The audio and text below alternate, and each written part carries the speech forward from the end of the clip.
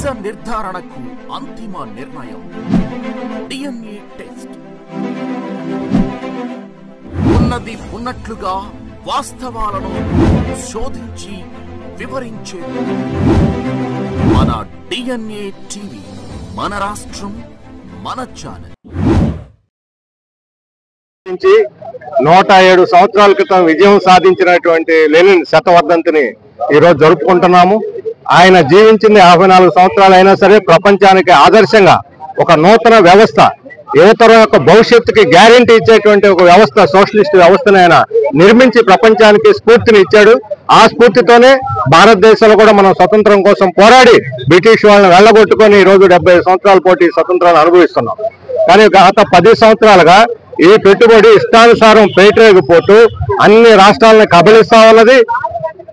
అదానీ లాంటి వాళ్ళు మార్కెట్ల విస్తరణ కోసం అశ్వమేధయాగం చేస్తూ పోర్టులు, హైవేలు, ఎయిర్పోర్ట్లు, రోడ్లు, మైనింగ్ మొత్తాన్ని కబలిస్తూ ఉంటే మోడీ, అమిత్ షాలు ఇద్దరు కూడా దాని కాపలాదారులుగా ఎవరైతే ప్రజలు తమ ఆస్తుల్ని, ఆదాయాన్ని కాపాడుకోవడం ముందుకు వస్తున్నారో వాళ్ళందరి మీద, ఆ వర్గాల మీద దాడులు నిరంకుశంగా అణిచివేయటం, కేసులు, ఈ రకమైనటువంటి ఒక ఆధిపత్య ధోరణితో ఈరోజు మోడీ, అమిత్ షా పరిపాలన సాగుతున్నది.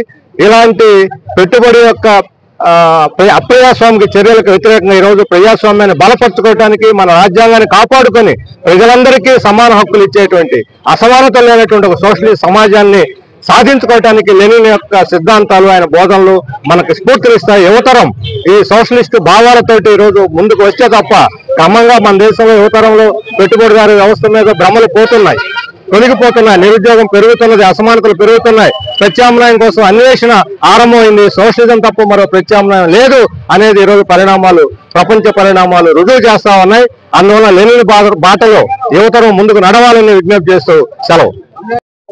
కామ్రేడ్ లెనిన్ శతవర్ధంతిని గత సంవత్సర కాలం అంతా కూడా ఘనంగా దేశవ్యాప్తంగా, ప్రపంచవ్యాప్తంగా కమ్యూనిస్టు భావజాలం కలిగిన వారందరూ కూడా నిర్వహించుకోవడం జరిగింది.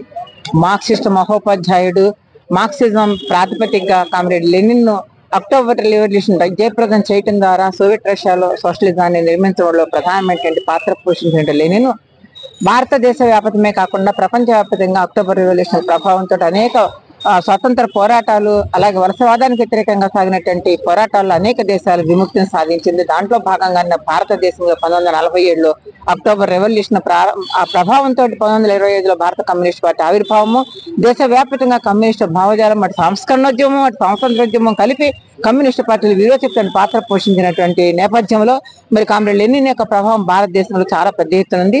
ఆ ప్రభావంతో గత సంవత్సర కాలంలో నేను వర్ధంతి ఈ రోజు ముగింపుకు వచ్చింది. ఈ రోజు ముగింపు కార్యక్రమంలో పాల్గొంటా ఉన్నాము. ఈ రోజు దేశంలో ఉన్నటువంటి మతోన్మాద ప్రమాదాన్ని, ప్రజాస్వామ్యానికి ఏర్పడినటువంటి ప్రమాదాన్ని, అలాగే మనము ఎంతో ఘనంగా చెప్పుకునేటువంటి పార్లమెంటరీ ప్రజాస్వామ్యానికి మరి పెద్ద ప్రమాదం ఏర్పడుతున్న నేపథ్యంలో తిరిగి మరి మార్క్సిస్ట్ భావజాలాన్ని, కమ్యూనిస్టు భావజాలాన్ని పేద ప్రజలు, దోపిడీదారులకి వ్యతిరేకంగా సాగేటువంటి పోరాటాలకి అండగా నిలబడడానికి కోసము అందరూ కూడా ముందుకు రావాల్సినటువంటి తరుణం ఏర్పడింది.